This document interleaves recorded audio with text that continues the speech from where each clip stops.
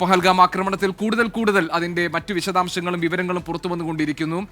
സ്വാഭാവികമായും പാകിസ്ഥാന്റെ പിന്തുണ, പാകിസ്ഥാന്റെ ഇടപെടൽ ഈ ഭീകരാക്രമണത്തിനുണ്ട് എന്ന് ബോധ്യപ്പെടുന്ന തരത്തിലുള്ള തെളിവുകൾ, സാഹചര്യങ്ങൾ വന്നിരിക്കുന്നു. അതുകൊണ്ട് തന്നെ ഇനി തുടർ നടപടികൾ എങ്ങനെയായിരിക്കും എന്നത് ആകാംക്ഷ നിറഞ്ഞ ചോദ്യമാണ്. ഇന്ന് കേന്ദ്ര മന്ത്രിസഭയുടെ സുരക്ഷാകാര്യ സമിതി പ്രത്യേകം യോഗം വരാൻ പോകുന്നു. ഇപ്പോൾ പഹൽഗാമിലുള്ള ആഭ്യന്തരമന്ത്രി അമിത്ഷാ തിരിച്ച് ഡൽഹിയിലെത്തിയ ശേഷമായിരിക്കും ഈ യോഗം നടക്കുക. പ്രധാനമന്ത്രി സൗദി സന്ദർശനം വെട്ടിച്ചുരുക്കി അദ്ദേഹം ഇന്ത്യയിലേക്ക് മടങ്ങിയിട്ടുണ്ട്. ഇന്ന് വൈകിട്ട് 6 മണിക്ക് ചേരുന്ന കേന്ദ്ര മന്ത്രിസഭയുടെ സുരക്ഷാകാര്യ സമിതിയായിരിക്കും തുടർ നടപടികൾ സംബന്ധിച്ച നിർണായകമായ തീരുമാനങ്ങളിലേക്ക് എത്താൻ പോകുന്നത്. 3 സൈനിക മേധാവിമാരും ഇവിടെ പ്രതിരോധ മന്ത്രിയെ കണ്ട് കാര്യങ്ങൾ വിശദീകരിച്ചിട്ടുണ്ട്. സൈന്യത്തിന്റെ പൂർണ്ണ നിയന്ത്രണത്തിലാണ് പഹൽഗാമും സമീപ മേഖലകളും ഇപ്പോഴുള്ളത്. പാകിസ്ഥാന്റെ ഇടപെടൽ വ്യക്തമാകുന്ന തരത്തിലുള്ള സാഹചര്യം ഈ സംഭവങ്ങൾക്ക് പിന്നിലുണ്ട്. ISIയുടെ പിന്തുണയിൽ ലഷ്കർ ആസൂത്രണം ചെയ്ത് റെസിസ്റ്റൻസ് ഫോഴ്സ് ഫ്രണ്ട് എന്ന പ്രാദേശിക വിഭാഗം നടപ്പാക്കിയതാണ് ഈ ഭീകരാക്രമണം എന്ന നിഗമനത്തിലാണ് NIA ഉള്ളത്. 3 പേരുടെ രേഖാചിത്രങ്ങൾ ഇപ്പോൾ NIA പുറത്തുവിട്ടിട്ടുണ്ട്. ഇവർ ഭീകരാക്രമണം നടത്തിയവരാണ് എന്നതാണ് NIAയുടെ നിഗമനം. ഇവരെ കണ്ടെത്താൻ വേണ്ടിയുള്ള ശ്രമങ്ങൾ സൈന്യം ഊർജിതമായി നടത്തുന്നുണ്ട്. ആ തിരച്ചിൽ ഊർജിതമായി നടക്കുകയാണ്. അതോടൊപ്പം തന്നെ പാകിസ്ഥാന്റെ പങ്ക് വ്യക്തമാകുന്ന മുറയ്ക്ക് ഏത് തരത്തിലായിരിക്കണം ഇതിൻ്റെ റിട്ടാലിയേഷൻ, എങ്ങനെയായിരിക്കണം തുടർ നടപടികൾ കൈകാര്യം ചെയ്യേണ്ടത് എന്നതിലേക്കുള്ള ഗൗരവമുള്ള ആലോചനയാണ് ഇന്ന് വൈകിട്ട് 6 മണിക്ക് ചേരുന്ന നിർണായകമായ കേന്ദ്ര മന്ത്രിസഭയുടെ സുരക്ഷാകാര്യ സമിതി യോഗത്തിൽ ഉണ്ടാകാൻ പോകുന്നത്. അതിന് ഇനി കേന്ദ്ര ആഭ്യന്തരമന്ത്രി അമിത്ഷാ ഡൽഹിയിലേക്ക് തിരിച്ചെത്തണം. പ്രധാനമന്ത്രി സൗദി സന്ദർശനം വെട്ടിച്ചുരുക്കി രാജ്യത്തേക്ക് മടങ്ങുകയും ചെയ്തിട്ടുണ്ട്. ഞങ്ങളുടെ പ്രതിനിധി ശ്രീനാഥ് ചന്ദ്രൻ നമ്മളോടൊപ്പം ചേരുന്നു ഡൽഹിയിൽ നിന്ന്. ഏറ്റവും പുതിയ അപ്ഡേറ്റുമായി ശ്രീനാഥ്, ഇന്നിപ്പോൾ നമ്മൾ നോക്കുന്നത് രാത്രി 6 മണിക്ക് നടക്കാൻ പോകുന്ന കേന്ദ്ര മന്ത്രിസഭയുടെ സുരക്ഷാകാര്യ സമിതി യോഗത്തിലേക്കാണ്. തുടർ നടപടികൾ എങ്ങനെ വേണം, ഏത് നിലയ്ക്കാണ് ഈ വിഷയം കൈകാര്യം ചെയ്യേണ്ടത്? ISIയുടെ പങ്ക് സംശയിക്കപ്പെടുന്ന സാഹചര്യത്തിൽ ഇതിലെ മുഖ്യ സൂത്രധാരൻ ലഷ്കർ ഡെപ്യൂട്ടി കമാൻഡർ കസൂരി എന്നറിയപ്പെടുന്ന സെയ്ഫുള്ള ഖാലിദാണെന്ന ഏതാണ്ട് ഉറപ്പാക്കപ്പെടുന്ന സാഹചര്യത്തിൽ തുടർ നടപടികൾ എന്നത് ഏറ്റവും നിർണായകമായ ഒന്നാണ്. അതിന്റെ ആലോചനകളായിരിക്കുമല്ലോ 6 മണിയിലെ യോഗത്തിൽ നടക്കാൻ പോകുന്നത്. ഡൽഹിയിൽ നിന്നുള്ള വിവരങ്ങൾ എന്തൊക്കെ? തീർച്ചയായും നിർണായകമായ യോഗങ്ങളാണ് ഇന്ന് രാവിലെ മുതൽ നടക്കുന്നത്. സൗദിയിൽ നിന്ന് തിരിച്ചെത്തിയ പ്രധാനമന്ത്രി ആദ്യം വിമാനത്താവളത്തിൽ വെച്ച് തന്നെ അടിയന്തരമായ ഒരു യോഗം ചേരുന്നു. അതിൽ ദേശീയ സുരക്ഷാ ഉപദേഷ്ടാവ് അജിത് ഡോവൽ ഉണ്ടായിരുന്നു, വിദേശകാര്യമന്ത്രി S ജയശങ്കർ ഉണ്ടായിരുന്നു, വിദേശകാര്യ സെക്രട്ടറി ഉണ്ടായിരുന്നു.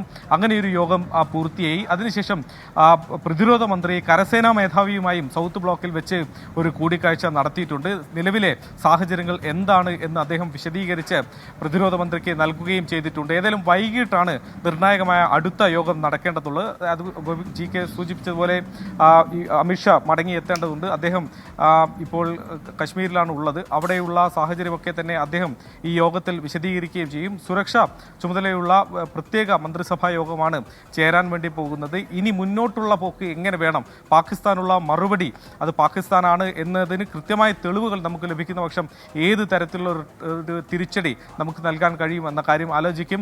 എങ്ങനെയാണ് ഇങ്ങനെ ഒരു വീഴ്ച യഥാർത്ഥത്തിൽ ഒരു രഹസ്യാന്വേഷണ വിഭാഗത്തിനൊക്കെ ഉണ്ടായത്, ഇങ്ങനെ ഭീകരർക്ക് എങ്ങനെ ഇവിടെ എത്താനും ഇങ്ങനൊരു സ്ഥലം തിരഞ്ഞെടുക്കാനും ആക്രമിക്കാനൊക്കെ കഴിഞ്ഞു എന്ന കാര്യങ്ങളിലൊക്കെ തന്നെ ചർച്ചയുണ്ടാകും. ഇനി തുടർ ആക്രമണങ്ങൾ ഉണ്ടാകാതിരിക്കാനൊക്കെയുള്ള ജാഗ്രത ഏതൊക്കെ തരത്തിൽ വേണം എന്നുള്ള കാര്യത്തിലൊക്കെ തന്നെ ഒരു തീരുമാനവും ഉണ്ടാകും. ഇപ്പോൾ ഏറ്റവും ഒടുവിൽ ലഭിക്കുന്ന വിവരം അനുസരിച്ച് പാകിസ്ഥാന്റെ പങ്ക് ഏതാണ്ട് തെളിഞ്ഞു വരുന്നുണ്ട്. ലഷ്കർ തന്നെ നടപ്പാക്കിയ ഒരു പദ്ധതിയിട്ട ഒരു ഭീകരാക്രമണമാണ് ഇപ്പോൾ നടന്നിട്ടുള്ളത്.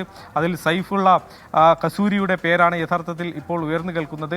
ഹാഫിസ് സയ്യിദ് കഴിഞ്ഞാൽ ലഷ്കറിന്റെ രണ്ടാമത്തെ തലവനാണ് ഈ കസൂരി പല പേരുകളിൽ അറിയപ്പെടുന്നുണ്ട്. ഇയാൾ രജൌരി മേഖലയിലൊക്കെ നിരവധി ഭീകരാക്രമണങ്ങളൊക്കെ പദ്ധതിയിട്ട് നടപ്പാക്കിയിട്ടുണ്ട്. മാത്രമല്ല സമീപകാലത്ത് ഇന്ത്യക്കെതിരെ നിരന്തരം പാകിസ്ഥാനിൽ നിന്ന് പാകിസ്ഥാൻ ആർമിക്ക് വേണ്ടി പോലും ആർമിയുടെ ക്യാമ്പിൽ പോലും പ്രസംഗിച്ചിട്ടുണ്ട് എന്ന വിവരങ്ങളൊക്കെ പുറത്തു വരുമ്പോൾ അതിൽ ISIയുടെയും പാകിസ്ഥാൻ സൈന്യത്തിൻ്റെയും ഒക്കെ പിന്തുണയാണ് നമുക്ക് വ്യക്തമാകുന്നത്. ഏതായാലും കസൂരിയെ പിടികൂടേണ്ടതുണ്ട്.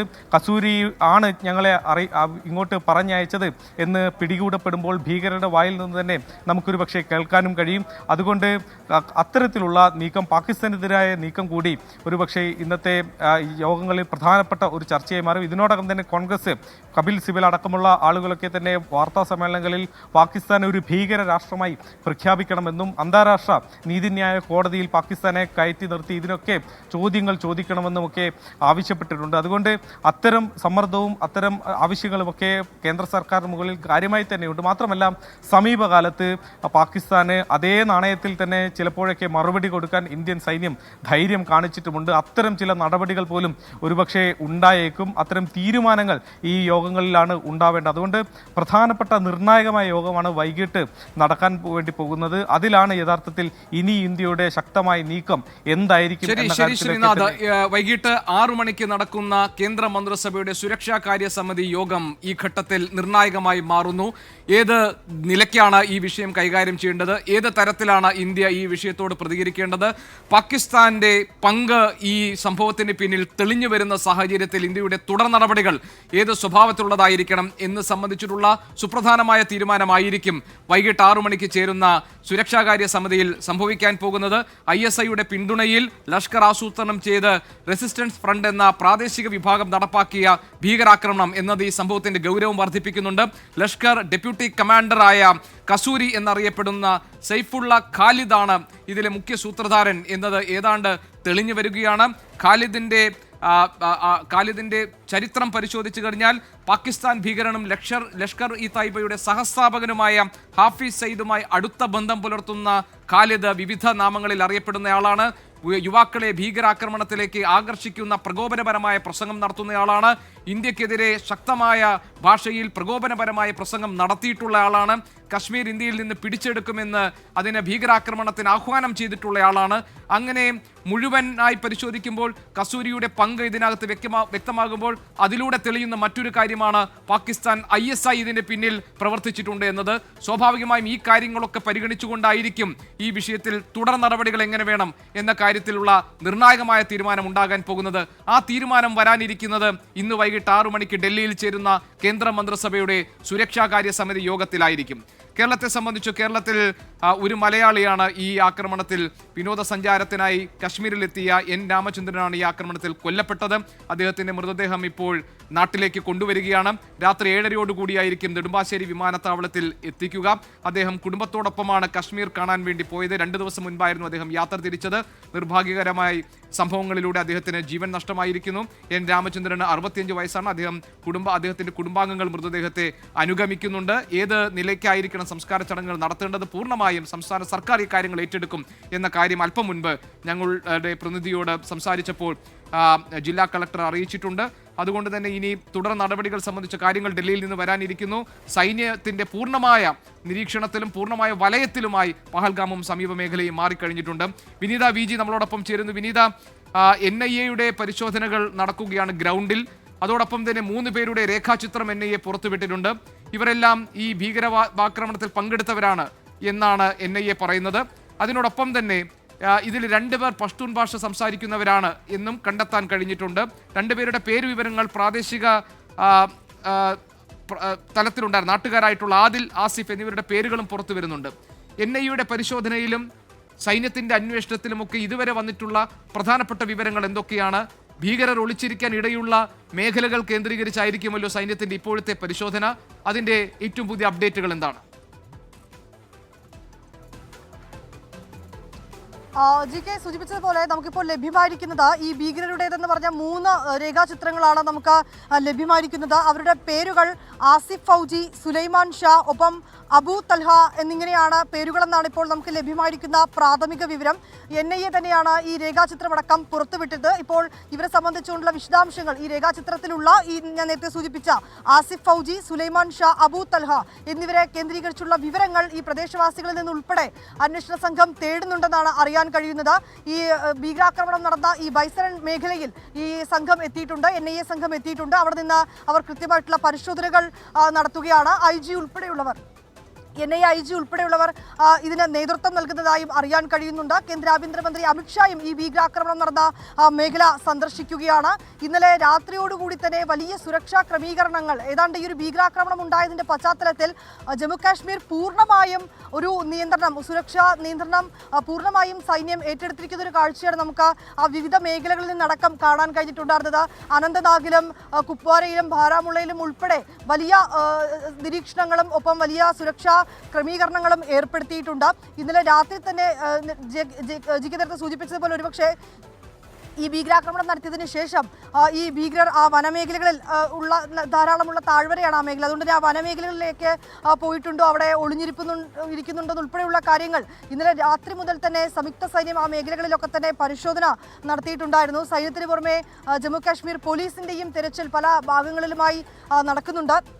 ഇതിലേറ്റവും ശ്രദ്ധേയം, ഇങ്ങനൊരു ഭീകരാക്രമണം ഉണ്ടാവുന്നു, അതിൽ 28 പേർ കൊല്ലപ്പെടുന്നു. അതിൻ്റെ വേദനയിൽ നിന്ന് നമ്മൾ ഇനിയും മോചിതരായിട്ടില്ല. അതിന് തൊട്ട് പിന്നാലെ തന്നെ ബാരമുള്ളയിലും ഒപ്പം തന്നെ ഉറിയിലും വീണ്ടും ഭീകരരുടെ ഒരു പ്രകോപനം കൂടി ഉണ്ടായി എന്നുള്ളത് തന്നെയാണ്. ഇരു മേഖലകളിലും ഭീകരരുടെ നുഴഞ്ഞുകയറ്റ ശ്രമം ഉണ്ടായി. പക്ഷേ ഈ ഇരു നുഴഞ്ഞുകയറ്റ ശ്രമവും സുരക്ഷാ സൈന്യം പരാജയപ്പെടുത്തിയിട്ടുണ്ട്. അതിനെതിരെ ഇപ്പോൾ ഓപ്പറേഷൻ ടിക്ക എന്നാണ് അതിനെ സൈന്യം പേരിട്ടിരിക്കുന്നത്. 2 ഭീകരരെ, ബാരമുള്ളയിൽ 2 ഭീകരരെയും സൈന്യം വധിച്ചിട്ടുണ്ട്. അതീവ സുരക്ഷാ ക്രമീകരണങ്ങളാണ് ഈ വിവിധ മേഖലകളിൽ ഏർപ്പെടുത്തിയിരിക്കുന്നത്. ഇതിൽ ഏറ്റവും നിർണായകമെന്ന് പറയുന്ന മറ്റൊരു കാര്യം, ഈ ഭീകരാക്രമണം നടന്ന മേഖലയിൽ നിന്ന് ഒരു ബൈക്ക് അന്വേഷണ സംഘത്തിന് കണ്ടെത്താൻ കഴിഞ്ഞിട്ടുണ്ട്. അതിൽ നമ്പറോ അല്ലെങ്കിൽ അതുമായി ബന്ധപ്പെട്ടുകൊണ്ടുള്ള നമ്പർ പ്ലേറ്റോ ഒന്നും തന്നെ ഉണ്ടായിരുന്നില്ല. അത് തന്നെയാണ് ഏറ്റവും വലിയ ആശങ്കയും ദുരൂഹതയും വർദ്ധിപ്പിക്കുന്നത്.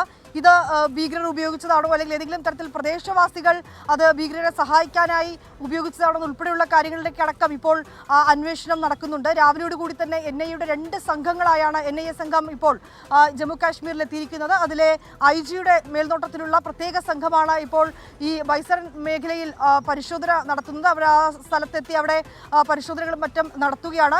ഇന്നലെ രാത്രി തന്നെ NIA ആസ്ഥാനത്തും പ്രത്യേക യോഗം ചേർന്നിട്ടുണ്ടായിരുന്നു. ഉന്നത ഉദ്യോഗസ്ഥരടക്കം ആ യോഗത്തിൽ പങ്കെടുത്തിട്ടുണ്ട്. ഈ ഭീകരാക്രമണം, ലഷ്കർ-ഇ-തോയ്ബയുടെ ഉൾപ്പെടെയുള്ള ഭീകരാക്രമണങ്ങൾ അന്വേഷിച്ച് അതിൽ മികവുറ്റ ഉദ്യോഗസ്ഥരെയാണ് ഈ പ്രത്യേക സംഘത്തിൽ ഏർപ്പെടുത്തിയിരിക്കുന്നത്. കേന്ദ്ര ആഭ്യന്തരമന്ത്രി അമിത്ഷാ ശ്രീനഗറിൽ തന്നെ ഇന്നലെ രാത്രിയോടുകൂടി എത്തിയിട്ടുണ്ടായിരുന്നു. തുടർന്ന് ശരി വിനീത, ഈ 2019 ശേഷം ഏറെക്കുറെ ശാന്തമായ കശ്മീരിന്റെ പ്രത്യേക പദവി എടുത്തു കളഞ്ഞ ശേഷം സ്ഥിതിഗതികൾ സാധാരണ നിലയിലെത്തിയ, അവിടുത്തെ ടൂറിസം കുറെ കൂടി പുഷ്ടിപ്പെട്ട, അവിടുത്തെ വ്യാവസായിക അന്തരീക്ഷം നല്ല രീതിയിൽ മാറിയ, ജനങ്ങളെ സംബന്ധിച്ച് സമാധാനപരമായ ഒരു ജീവിതാന്തരീക്ഷം ഉണ്ടായ ഒരു സമയത്താണ് ഈ 2019 ശേഷം തന്നെയുള്ള ഏറ്റവും വലിയൊരു ഭീകരാക്രമണം കശ്മീരിൽ നടന്നിരിക്കുന്നത്.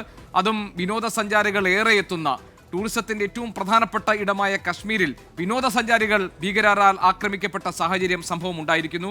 ഇനിയിപ്പോൾ നമുക്ക് ഉടനടി അറിയാനുള്ളത് അവിടെ കുടുങ്ങിക്കിടക്കുന്ന വിനോദസഞ്ചാരികളെ നാട്ടിലെത്തിക്കാനുള്ള സംവിധാനങ്ങൾ എന്തൊക്കെ ഒരുക്കിയിട്ടുണ്ടെന്നതാണ്. അതിന്റെ വിവരങ്ങൾ വിനീത ലഭ്യമായിട്ടുണ്ടോ? എയർ ഇന്ത്യയും അതോടൊപ്പം തന്നെ ഇൻഡിഗോ എയർലൈൻസും ഒക്കെ പ്രത്യേക സർവീസുകൾ നടത്തുന്നു എന്ന സൂചനകൾ നേരത്തെ തന്നിരുന്നു. കുടുങ്ങിക്കിടക്കുന്ന മലയാളികൾ അടങ്ങുന്ന സംഘാംഗങ്ങൾ അവിടെയുണ്ട്. അവരെ തിരികെ നാട്ടിലെത്തിക്കാൻ എന്താണ് ഉടനടി ചെയ്യാൻ കഴിയുന്നത്? എന്തൊക്കെ കാര്യങ്ങൾ, എന്തെല്ലാം സംവിധാനങ്ങളാണ് ക്രമീകരിച്ചിരിക്കുന്നത്? ജിക്കെതിരായി 2 ഹെൽപ്പ് ലൈൻ നമ്പറുകൾ പുറപ്പെടുവിച്ചിട്ടുണ്ട്. അവിടെയുള്ള ആളുകൾക്ക്, വിനോദസഞ്ചാരികൾക്ക് ആ ഹെൽപ്പ് ലൈൻ നമ്പറുമായി ബന്ധപ്പെടാമെന്നാണ് അറിയിച്ചിരിക്കുന്നത്. അത് ഈ അനന്തനാഗിലും ഒപ്പം തന്നെ ഈ അപകടമുണ്ടായ, ഭീകരാക്രമണം ഉണ്ടായ മേഖലയിലുമായി ശ്രീനഗറിലുമൊക്കെയായി ഹെൽപ്പ് ലൈൻ നമ്പറുകൾ നൽകിയിട്ടുണ്ട്. ഇത് കൂടാതെ തന്നെ വിമാന കമ്പനികൾക്ക് DGCA പ്രത്യേക നിർദ്ദേശം കൂടി നൽകിയിരിക്കുകയാണ്. ശ്രീനഗറിൽ നിന്ന് രാജ്യത്തിന്റെ വിവിധ ഭാഗങ്ങളിലേക്ക് തടസ്സമില്ലാതെയുള്ള സർവീസുകൾ ഉറപ്പാക്കണമെന്നുള്ളതാണ് ഏറ്റവും പ്രധാനപ്പെട്ട നിർദ്ദേശം ലഭ്യമായിരിക്കുന്നത്. ഒപ്പം വിമാന റീഷെഡ്യൂളുകൾ, ക്യാൻസലേഷൻ ചാർജ് എന്നിവ ഒഴിവാക്കി യാത്രക്കാരെ സഹായിക്കണം.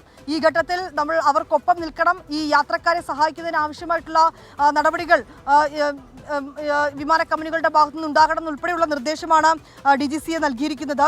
ഒപ്പം ശ്രീനഗറിൽ നിന്നുള്ള വിമാന സർവീസുകൾ വർദ്ധിപ്പിക്കാനും നിർദ്ദേശം.